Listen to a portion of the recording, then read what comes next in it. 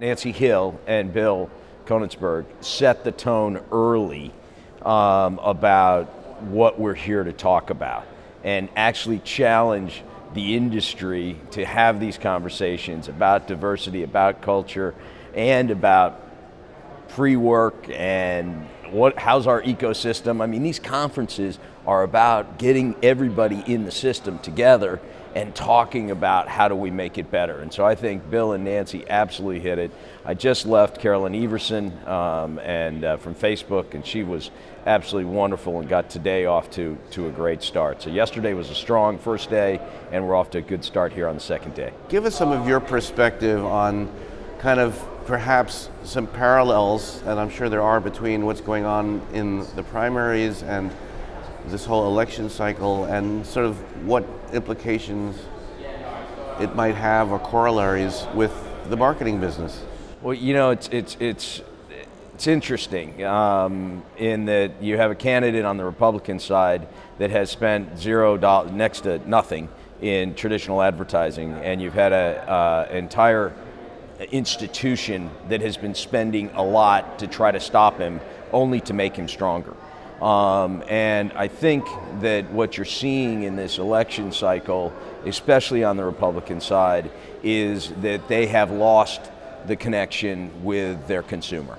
They have forgotten who their consumer is, and they don't know what they're looking for, and they've been talking to themselves in Washington. And and we can get the same way when the agency starts talking to the client, and we get thinking about the wrong things, then we can get disconnected with the consumer. The consumer is first. And I think what we're seeing on the Republican side is you have a guy that walked in and said, hey, nobody's listening to the people, and I'm going to tell them what they want to hear.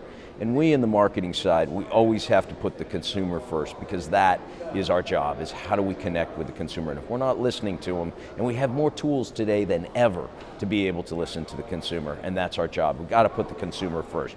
That's what happened in the Republican cycle, and it can happen if you get disconnected from a brand and who their consumer is. You guys have embraced social media for quite a while as part of your tool chest. What's going on now? You know, some of the stuff that we're doing with geofencing, you know, around live experiences and actually seeing what the conversation is in real time and inserting value for our clients and our brands, that's fascinating to me. I think that one of the biggest things that's changed in our business is that we're not in the business of, as I say, it's not about what a brand says, it's what a brand does that matters.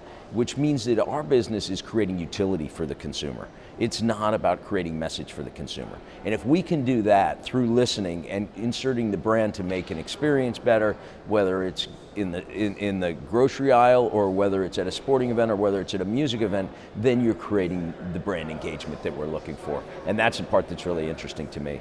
I think Yogi Berra said it's hard to make predictions, especially about the future. But I'm still a big believer in that we're in a growth business, because what is going to happen is technology is going to allow us not just to connect, but also to measure what we do. And as I always say, the old adage of 50% of my media budget is wasted, I just don't know which 50%, is going to go away. And as we measure what we do and we can show what we do works, then we really are in a growth industry, not a share game business. So I'm bullish about the future of the agency and of marketing and advertising.